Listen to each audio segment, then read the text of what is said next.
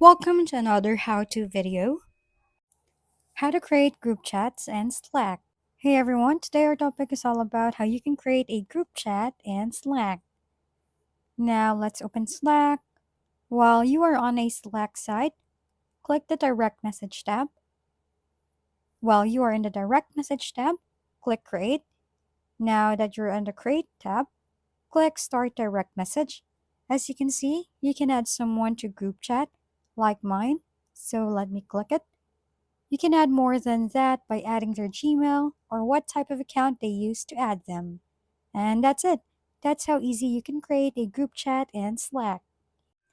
That's it for this tutorial. For more how-to videos, please don't forget to subscribe and hit the like button if this video has helped you. And don't forget to share your comments or suggestions in the comment box below. Thanks for tuning in and we'll see you next time.